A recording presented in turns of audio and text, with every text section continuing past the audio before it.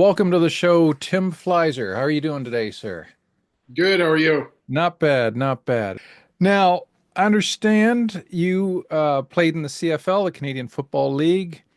You've got four Grey Cup championships with four different teams. Is that correct? That's right. Who are the teams? Hamilton, Montreal, Edmonton, and finished in Saskatchewan. Nice, nice. Selected first overall in the 1998 draft, team captain, and you had a 10-year career, passionate about your involvement in the community building initiatives, twice nominated for the Tom Pate Award, given to the CFL player who reflects outstanding community service. Today, you continue to serve the community through your work as the Executive Director of Concussion Legacy Foundation Canada.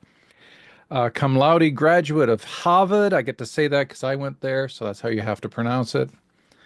Fleiszer was a partner with Gil Scott Sports Management for the last decade. You worked as a consultant for Xenith, Gravitas Financial, All American Games, SportsLab NYC, and Stack Media. And you live in Montreal, Quebec with your wife and your kids. Good stuff. So let's talk about concussion research. Let's talk about concussions in general. Um, I've had a concussion. Troy, our video producer, has had several. My wife is just getting over hers. What what is a concussion? Is it a different from, say, a traumatic brain injury or a TBI? What are the distinctions? What are the physiological distinctions between the two? Yeah. So concussion's an acute injury, which leads to symptoms of the brain not functioning properly. It can be Mhm. characterized by things like headache or seeing stars or feeling dizzy. The majority of concussions, if properly managed, will resolve within a month. Hmm. Anything that lasts longer than that, we refer to as persistent post-concussion syndrome, which happens in the minority of cases, and we're hoping is through our awareness and education work is happening less and less these days because we're hoping that these brain injuries are being better managed. Although we know that we're definitely not still missing most of them, Mhm. which is one of the challenges for us is that the majority continue to be unrecognized, undiagnosed, and untreated. And one concussion on its own typically is ends up resolving on its own without further complication.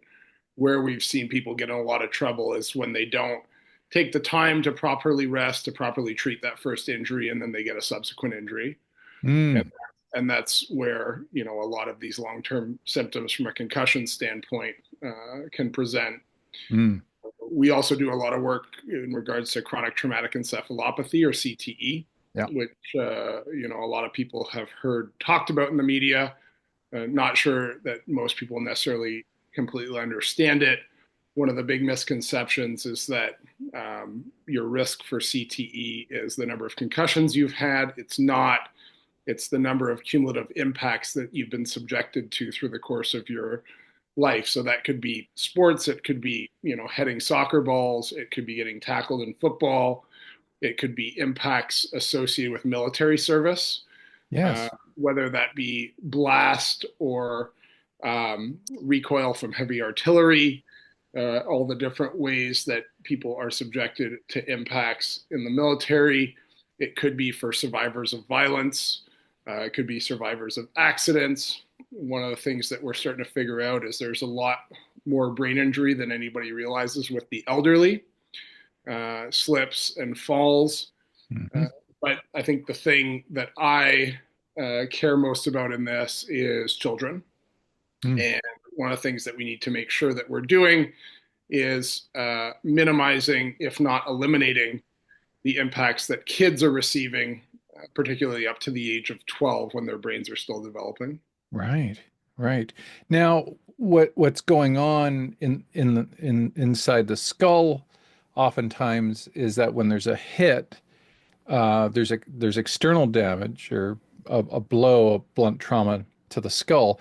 But inside is the deal that it's the brain that's moving and that the brain itself is being jostled around and getting damaged internally. Is that the idea of Yeah, and so there's linear force and rotational force, and those rotational forces often can be much more nefarious. hmm There's no threshold, so in other words, somebody can get with a hit with 100 G's of force and not be concussed.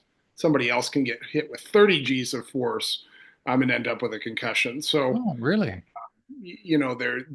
that isn't there's no real threshold in terms of how hard you get hit. There's just so many other factors that go into that. But yes, there's a shearing effect that happens within the brain because your brain is attached at the back to your spinal cord, and it floats within the skull. And so that is one of the challenges. Like a lot of people think, helmets will end up being the solution to this. Well, why don't we Mhm. build a better helmet? Helmets are really good at preventing skull fractures and facial lacerations, but they're not very good at actually keeping your brain from sloshing around inside your skull. hmm Yeah. And does it matter where the blunt trauma occurs and which part of the brain gets bruised or damaged? Absolutely, and that's one of the tricky things about brain injury. And I do want to point out I'm not a doctor. I just play one on TV. Right. Um, grew up. Both my parents are physicians. My wife's a psychotherapist. My sister's a PhD nurse, and I work with lots of medical doctors and researchers. But I'm actually not one myself. So anything that I'm saying, you can definitely think about within that context. hmm That being said, do know quite a bit about brain injury, just having been doing this stuff for a decade or so. I bet. So outside of sports, like we know some sports specifically are major um, environments for concussions. So we're going to see more in NFL football than we are in Olympic badminton, right? So we know certain sports are conducive to bringing about concussions. What about regular folks who are non-athletic and age groups, from kids all the way up? I imagine kids playing, falling, running into each other, that kind of thing. But as we get into, say, people in their 20s, 30s, and then going up into the adult levels, is it primarily falls that are the cause of concussions, or are there other factors? Yeah, accidents for sure. And yes, as we age, we tend to engage in less risky behavior. And also see that for sure with young athletes, where you see so many younger folks being the ones that engage in these collision sports. Right. As a almost 50-year-old now, the thought of actually going out and putting on pads and playing football again is not in any near future for me. Let me Right. say it that way. So yes, that I absolutely agree with that Cool. that analysis. Yeah. Now, you mentioned your wife was a psychotherapist. I did that for a few years, and the majority of my patients or clients were motor vehicle accident victims. And I was surprised to find out that we apparently have concussion protocols in hospitals, in emergency rooms. But for example, I had one client, she was unconscious in her accident, and they never checked her for concussion. So, and that's Mississauga, like that, that's not some backwoods, country hospital. What is happening now in the hospital systems? Do you know with concussion protocol? I'm sad to say that I'm completely unsurprised by that story. We hear those kind of things all the time. One of the big challenges, quite frankly, that we've always had with our education and awareness programming is that we tell people if you suspect that you've had a brain injury, go and see your healthcare professional. Hmm. The problem with doing that is that so many of the healthcare professionals are not necessarily educated on the latest and greatest of what's happening in this field, because there is, in fairness to him, there is so much that's developing from a research perspective around the world that is a challenge to keep up with it. we have developed a healthcare professional education course in partnership with our group at Oxford University in the UK, Mm-hmm. and to address what you were talking about. A lot of attention gets paid when somebody has a brain injury to the acute injury, but we don't think very much about the long-term Right. aspect of that or the chronic aspect. And when you talk about mental health, brain injury is a much bigger part of that calculus than I think Mm. any of us realized until very recently. And so to address that, I mean, what you really need is a multidisciplinary approach. Absolutely. So clinician, physical and occupational therapy has been very helpful, but it's also important to not ignore the mental health aspect of that. Mm-hmm. Whether that is a psychotherapist, whether that's a psychiatrist, and I also think nurses are going to be a big part of the solution going forward as well. Yeah. What have you seen in terms of long-term symptoms where people realize, hey, this thing didn't end in a month. I'm going into like a year here and I'm still feeling X. What are people generally stating as symptoms? Well, one of the big challenges talking about the healthcare system is there's not a lot of help out there for those folks. Right. Many clinics won't even see you if your symptoms, if the injury happened, 12 or 18 months prior. And so there's this huge gap in our healthcare system there. I mean, we've tried to address it through our helpline. I mean, if anybody's suffering from the symptoms of brain injury or associated mental health issues, we do have a helpline. If you go to our website at concussionfoundation.org, they can go and get connected. And wherever they are in North America or in the UK and Australia, we'll connect you with best available medical resources in your area. And as I mentioned earlier, um, there is a real difference in terms of the quality of the care that you can Mm. get depending on where you are. Hmm. So we're trying to help address that challenge. But the unfortunate part is there's just not a lot of mechanism there to deal with this stuff in the long term, and that mental health aspect that I mentioned earlier. And so one of the best studies in the world on that actually happened at CHIO in Ottawa, Mm. and they looked at a pediatric population. And one of the reasons the study's so great is it was a very, very large sample size. What they did is they looked at patients that came in with orthopedic injuries, and they looked at patients that came in with concussion, and they found that 40% higher risk for mental health issues in that group that came in for concussion. Hmm. And this was not like garden variety anxiety. These were things like hospitalization and self-harm, so serious mental health issues. And so again, trying to make people aware of these things, trying to work on providing people with the tools for self-managed care, and then simultaneously working to, Mm. and this is not to say there are some great healthcare professionals out there and there are some wonderful providers that do a very good job managing these things. It's just unfortunately they're few and far between, and usually the ones that are good have huge wait lists. So just trying to manage these things, but we are definitely dealing with a system that has not fully come to terms with the recent advances in research. Right. Right. And I've noticed that I would say our understanding of concussions in recent years has evolved. We're starting to see, I notice when I look at NFL games now, they have the blue tent. So if somebody gets a hard hit, they go into the blue tent and there's some kind of concussion protocol. But one of the things that disturbed me a little, I don't know if you realize this or if you're following NFL at all, but Tua, the quarterback for the Miami Dolphins, got his bell rung a number of times and they let him back on the field. And he was wobbly, like taking him off the field. I'm just wondering who's doing the protocols. And there's a lot of money at stake. And is sometimes that a factor in kind of pushing players that might not be entirely ready to get back out there? So I would say absolutely. Yeah. And Tua is definitely a very high profile example of this, where even NFL quarterback that's making $40 million a year, and it does seem that he was rushed back to play perhaps Oh. prematurely, right? And we mentioned earlier, when you get a head injury, you're much more vulnerable to a second injury. and it seems that's what's happened with his case. And look, there are a lot of very, very positive advances when it comes to sport. Again, talking about chronic traumatic encephalopathy and the risk for CTE, what you've seen in the last two collective bargaining agreements in both the NFL and the CFL is real limits on impacts happening in practice. Yeah. And that's been one of the most positive developments in football is, we understand that 80% of impacts happen in practice. So by minimizing those impacts, in theory, you can reduce that risk almost Excellent. 80%, right?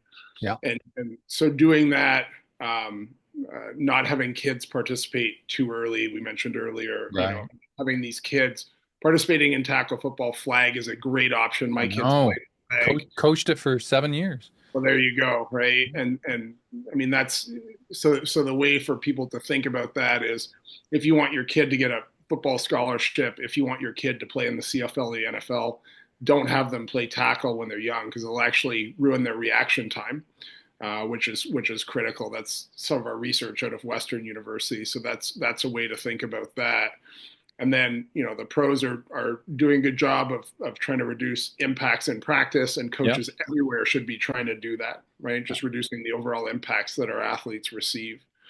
And sure. doing those things is a way to get closer and closer to solutions to the brain injury crisis in Canada. Mm-hmm.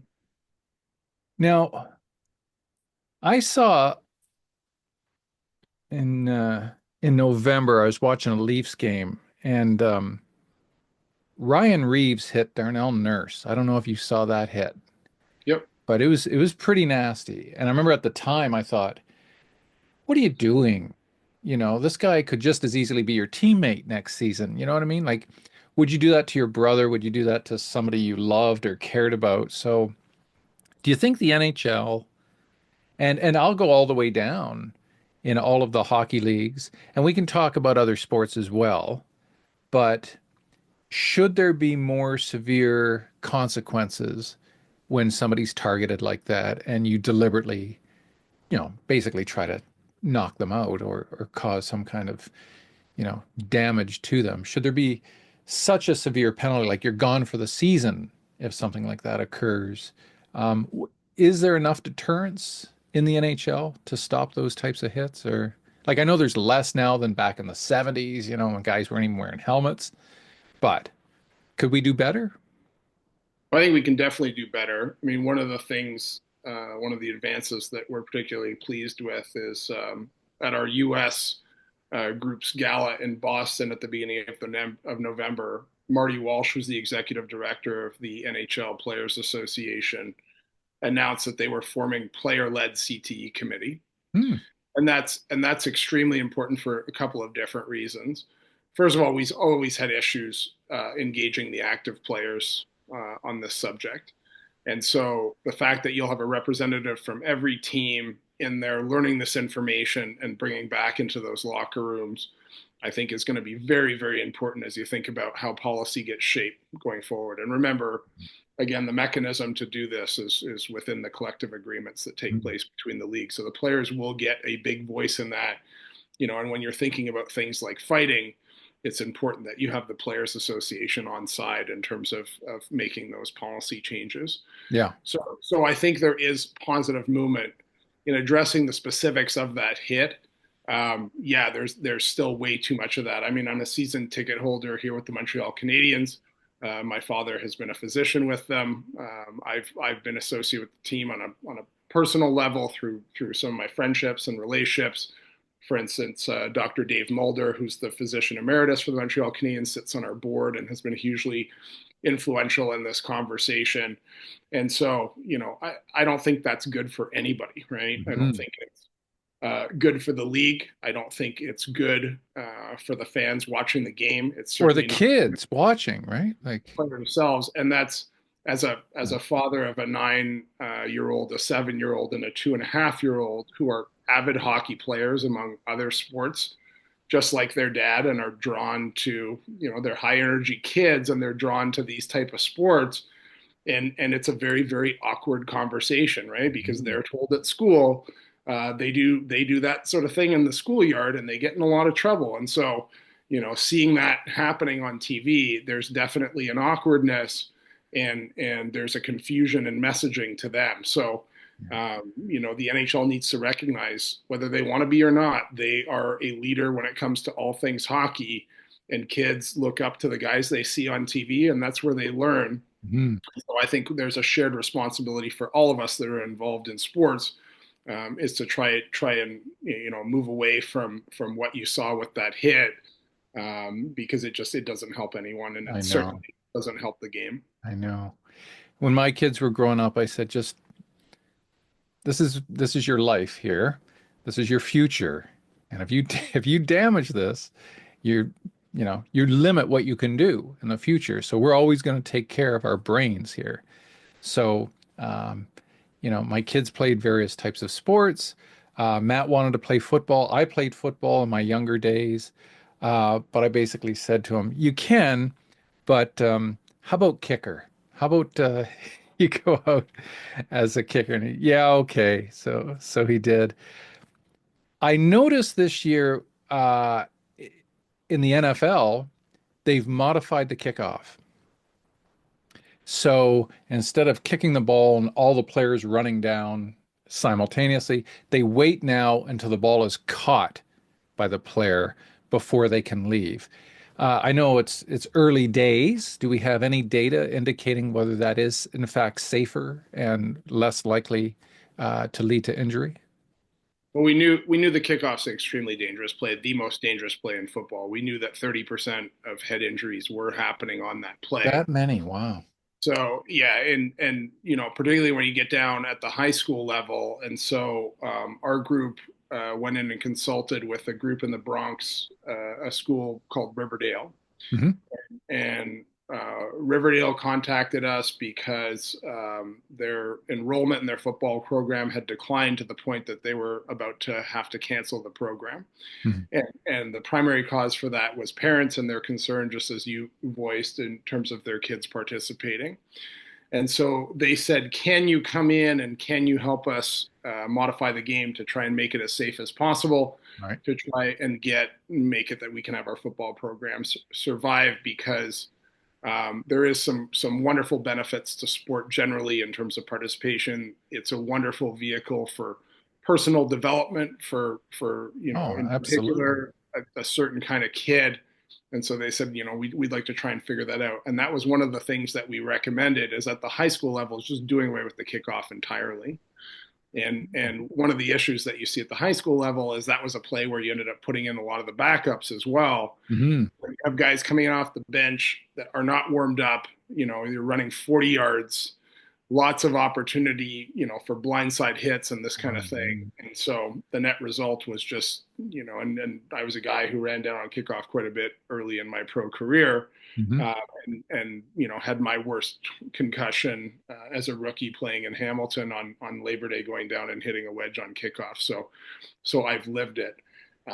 So yes, this dynamic kickoff, is a great solution in the short term, and the physics of guys my size, 250 pounds, running down at full speed 40 or 50 yards to collide with somebody else versus shortening that space between people. Mm.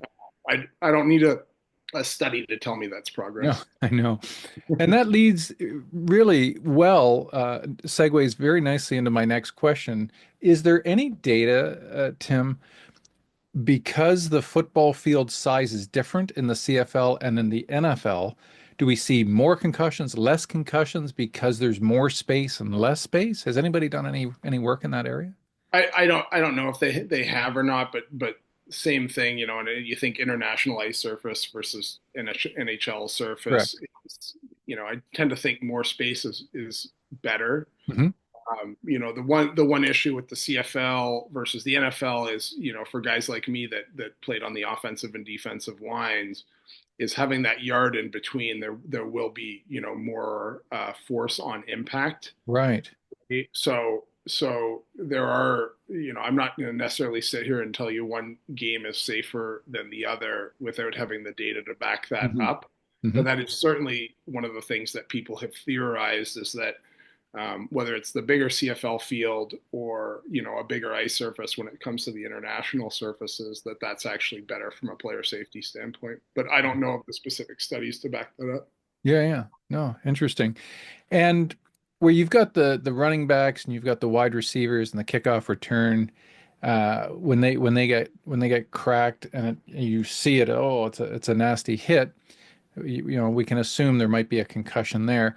What about the linemen who aren't getting cracked as hard, but are continuously, you see what I mean? They're getting hit less, but more. Are we seeing, uh, aspects of concussion present in linemen just for that type of contact?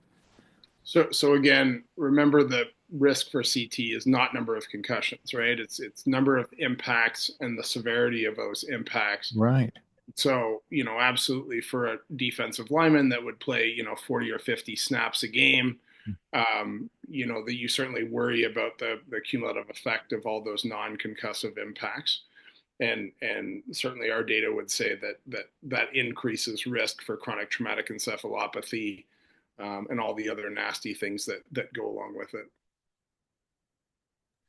And do you have a documentary out on We this? do. On that? TVO recently put out our documentary. It's called My Brain on Sports, Good. and it's looking at the work that's been done legislatively in Ontario. Hmm. Fantastic research being done in Ontario at our partners at the Brain Imaging Center at CAMH, where we're looking to try and diagnose CTE in vivo. And they're Hmm. doing that with a radio tracer. And I was the first guy into the scanner. So they looked at an MRI and a PET scan, and they injected me with a radio tracer to look at my brain and see if we could see any sort of tau deposits that are associated with or characterize CTE. So I was the first guy in. Mark Garneau was second. Mark was enough to do it. Major General Dennis Thompson, who was in a leadership role with our forces in Afghanistan, was the third guy in. And then we looked at two elderly female subjects as 4 and 5. And we were part of a healthy control group. So this is a group who was asymptomatic. And so we're now on to looking at 23 symptomatic folks and looking at the pictures of their brains versus our brains to try and figure out if we can diagnose the CTE in vivo. And Nice. the other partnership we have is with the Canadian Concussion Center, where they're doing the traditional autopsy work on CTE. So again, if somebody wants to sign up to pledge to donate their brain, they can go to concussionfoundation.org and fill out the forms to do that. Cool. Now I understand. I just read recently about a new diagnostic tool that somebody at Western is working on. This looks fairly promising. They're using AI to scan a bunch of data, and it says here, leveraging biomarkers and AI, the test could be a game changer for concussion diagnosis and management. Uh, the non-invasive tests use a form of blood profiling called metabolomics to identify distinct patterns in metabolites, small molecules that indicate a concussion has occurred. So they use blood from a finger prick as a sample, and it compares it to a baseline. I guess this is where the AI comes in, and it can determine if someone has suffered a concussion in about 20 minutes and has shown up to be about 96% accurate. Are you familiar with this group at Western? Yes, so that's Doug Fraser and his group's Okay. work. And Doug was very helpful to us in our early days when we were partnered with Western University Mhm. and working with athletes such as Eric Lindros to try and get the public to pay attention to this. So Doug has created this, and we wish them great success in trying to do that, because it would be great to find a test that could actually do that. I know a lot of people have tried, and nobody so far has been able to be successful with it. So we're certainly cheering for Doug and his team, just like we're cheering for Dr. Vazdev and the guys at CAMH to be able to diagnose CT in vivo. Hmm. No, this is encouraging.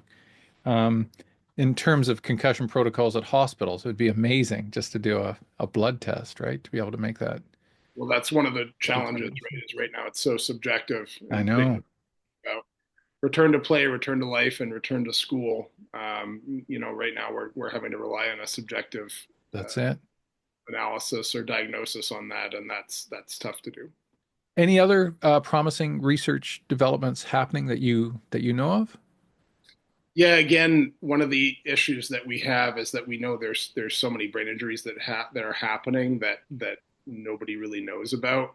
And one of the challenges for people that are subjected to these brain injuries is a lot of times symptoms aren't presenting until decades later. So having people really associate the two events is very, very challenging. And so that's some of the other work that we're doing with CAMH with Jesse Young is to try and figure out, he's using several data sources to be able to try and triangulate how many brain injuries really are happening out there, and Mm. then what's the effect on the mental health of Ontarians and Canadians, and then trying to back into some of these healthcare costs that are associated with it. Because if we can start to figure that out, do a better job of capturing these injuries, and then as treatments continue to improve, activating on those interventions, the cost savings to the healthcare system will Yeah, be absolutely astronomical. yeah, yeah. When you watch sports, those that have are more prone to producing concussions, your football, hockey, even soccer, right, to a degree. Do you say to yourself, if they just tweaked this rule just a little bit and they didn't let players do X, we could see a huge decrease in the likelihood of concussions? Like to me, I talk to my sons, we're watching football. It's like when I was a wide receiver, I hated crossing patterns, because you're just a sitting duck out there. You're looking for the ball like this while some guy's lining you up, coming the other way and trying to time it so that as soon as you touch the ball, they can hit you. That would be my example of you can't clock a guy on a crossing pattern. Like that's got to be illegal.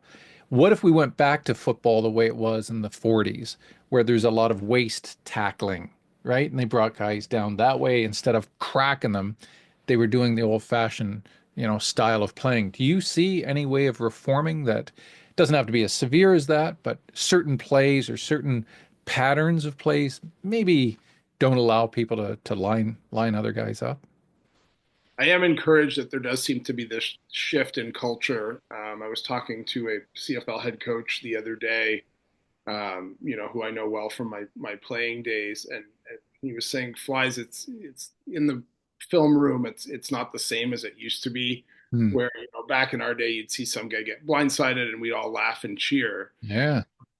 He said nowadays, when you see that, the guys gasp, right? And so I think, and I don't think we're all the way there, but I think it's going in the right direction where, when you see some of these big hits, which again, I would have been kind of leading the charge of cheering and being interested in that stuff, when you now understand, like Tua in the Tua example that you brought up earlier, that this could be something that could affect, this person's health for the long term, that you could have somebody, little kids that aren't going to have a father, uh, Hmm. some of these kind of things, you look at it in a totally different way. And so, you mentioned receivers going over the middle. And when they first introduced these rules, it was very awkward, right? Because people weren't exactly sure how to interpret these things. You're talking about athletes who have been trained a certain way that were having to, mid-career really change. And it really did sort of look awkward and funky. You don't really see that anymore, right? Like it seems like receivers and defensive backs have kind of figured out, what this new version of football looks like. And going back to the introduction of the forward pass, I mean, football's always been a game which the rules have changed. It's Yes. it's it's always evolved. Hmm. So, I think that we're going to figure out a way to play the game, that works for the future. Absolutely. And I think you see it with those sort of things happening right before our eyes. I mean, I noticed we were talking about kickoff earlier, and I was watching the game the other day, and I saw a guy running down, and you could see the blocker coming, and I was already kind of wincing because I just figured the guy was going to go earhole him. And what the blocker did is he just came. He actually put his hands up in the air. He hit the guy just enough to kind of knock him off his trajectory, make sure the block was executed, but he did not light him up Good. in the way that he could have. And it's so it's interesting. Like you do see those little things kind of happening more and more, where I think this whole idea of just drilling somebody into next week, whether it's hockey or whether it's football, I think those participants aren't pursuing it in the same way. So again, I look at that as encouraging progress. Right. Do you think, in terms of cultural evolution versus biological evolution, there's still enough bloodlust in humanity that we're not going to see an end to boxing or UFC anytime soon, which the purpose of which is literally to knock a guy or a woman to the inability to get up again. Yeah. Um, So, again, we're starting to talk about these extreme examples, and I, can tell you for fact that there are people who don't really care if the athletes they're watching on the screen or in the stadium, they most of these people wouldn't say it out loud, but they actually really don't care what happens to these yeah. people. One that is so widespread right now that is this slap thing that the UFC, Yes. where you have these people Bizarre. Bizarre. slapping each other and trying to knock each other out. And I'm assuming those people do not get paid very well. I'm assuming there is no union, behind them trying to support them. And my sense is those are probably a lot of people that desperately need the money, which is sort of a rough thing to have to think Mhm. about from an ethics standpoint. So yes, I mean the short answer to your question is we're not all that evolved away from the days of the circus in the Roman Empire. Yeah, for sure. Now, um, what what can you tell me about the concept of second impact syndrome and why is this so dangerous? Yeah, so um, it's an unfortunate Canadian story, and hugely impactful on me. And one of the reasons that I decided to deepen my involvement with this was getting to know Rowan Stringer's family. So Rowan Stringer was a 17-year-old rugby player in Ottawa. She was captain of her rugby team, aspired to be a nurse, and had gotten a concussion, had Googled concussion, had told her friends that she thought she might have a concussion, but never told her parents or her coach. And she had a big game coming up, and her and her friends decided she would tell the adults after the game because it was a big game and she didn't want to miss it. And she got hit again in that game, and her brain swelled uncontrollably, and she ended up passing away. Right. And second impact syndrome is rare, but it's an extreme example of what you do when you don't properly manage a concussion. Hmm. Seeing Rowan's Law, that was Lisa McLeod was the really the driving force behind that, and Neil Lumsden, the current Minister of Sport, has done a great job of continuing on with Lisa's work. Neil, of course, played in the CFL for years, as did his son Jesse, and that's one of the parts of Rowan's Law is that if an athlete's suspected of a head injury, they're removed from play until they're cleared by a healthcare professional. Yeah. Yeah. And then to wrap things up, what do you see as being the most effective recovery and rehab strategies for people who suffer concussions? What's the latest medical data indicating? So we talked earlier about the challenges in and around the healthcare system, and there is promising work being done with neurorehabilitation and what some people are calling neurotherapeutics.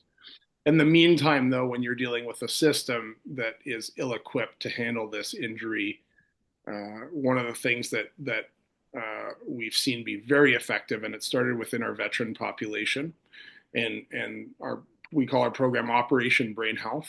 Hmm.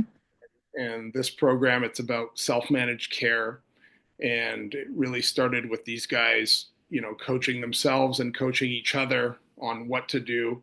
And it's so simple in its answer, and it's we all know that we should be doing this stuff, though most people don't.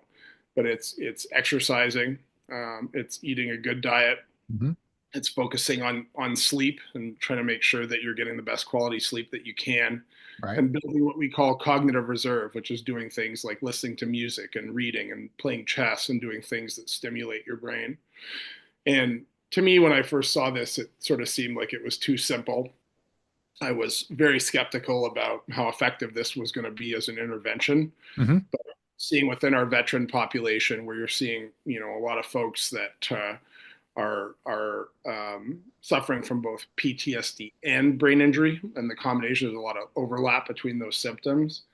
And I've seen women and men who have run this program and had nothing short of transformational change. Hmm.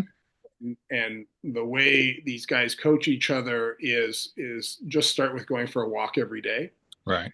And so they say, and do it first thing in the morning. So they say, put your sweatsuit next to your bed, put your shoes next to your bed. When you wake up in the morning, do absolutely nothing else, but put your stuff on and get out for a walk. And even if that's walking down to the end of the driveway and back to start, if that's what you're capable of doing, then do that. Try and get down to the end of the block and back. If that's all you're capable, then do that. And just try and add a little bit every single day. And what taking that walk will do is it'll set you down the path of starting to have a more regular schedule. Like one of the guys in particular, he coaches, he's like, you got to get up in the morning. You got to set a time. You got to set a schedule. You got to get up. That exercise will help you do that. When you start exercising, you'll end up sleeping better. When you're able to do that, it allows you to, if you're exercising and sleeping well, gives you your best chance at modifying your diet. And what we say there is eat an anti-inflammatory diet or a Mediterranean diet, right? Is if you need help on that, see a dietitian, or you can Google Mediterranean diet or Yeah. anti-inflammatory, Yeah. get some coaching there.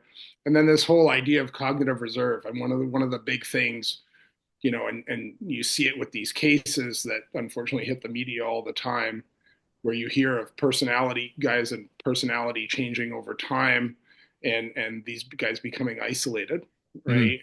So important to maintain that social connection. And in veterans in particular, that we do so much work with, they tend to have networks with other veterans, and so important that they're always checking on each other. Hmm. One of our programs is, we talk about team up, and we talk about the bystander model, and trying to look out for each other. And in sports, that absolutely resonates, because of this bond between teammates. Well, in the military, taking care of your teammates is life and death. Yeah. So it's an even stronger way. So this idea of taking care, if you're a former athlete, of your former teammates, or if you served, of those people that you served with, that social connection can be so powerful. So Hmm. if you're suspecting that you're suffering from the effects of brain injury, and you're having trouble navigating the healthcare system, and again, you can try our helpline and we'll do our best. But in the short term, get out every day and go for a walk. For sure in the morning, and if people's symptoms tend to flare up in the evening, that's one of the things, is just go for another walk. Hmm. And that very simple act can actually be incredibly effective, in terms of helping somebody feel better. It's not going to cure them, but it'll Hmm. it'll get them on the path to feeling better. Excellent. Excellent. Um, Last question. Never saw the movie myself, but I'll get around to it. Will Smith, Concussion. Did you ever see it? I did. Was it good? Yeah, I mean, I think what's interesting about that whole case is, it really started a lot of those guys that were on those Pittsburgh Steeler teams. And the fans in Pittsburgh are such great fans, such loyal fans, and the Steelers were so beloved and are so beloved. But some really, really difficult stories that came out of that. And so, um, I think for those, especially those very early athletes that were some of our first brain donors, and I'll include, Rowan Stringer and her family in this, and their work and their advocacy, and seeing the challenges that they've struggled with, since Rowan passed. Those are the people that, as we've discovered that this is an issue in the military and an issue for, what we talked about earlier, for those survivors of accidents and violence and the elderly and all these other populations that are very, very far away from NFL and CFL football players and NHL. This is as a result of those guys and those peoples and those families' early advocacy, is that we've been able to uncover that the brain injury crisis in Canada is much more widespread and affects way more people than just athletes. And so, this has been very, very important that we've done this. And the first step to solving a problem is to be able to recognize it. So here we are. Excellent. Excellent. Well, listen, Tim, I'd like to thank you for being on the show today. You've gave us a lot to think about, and I appreciate you taking the time to speak with me today. Thanks a lot. Yeah, thanks for having me on.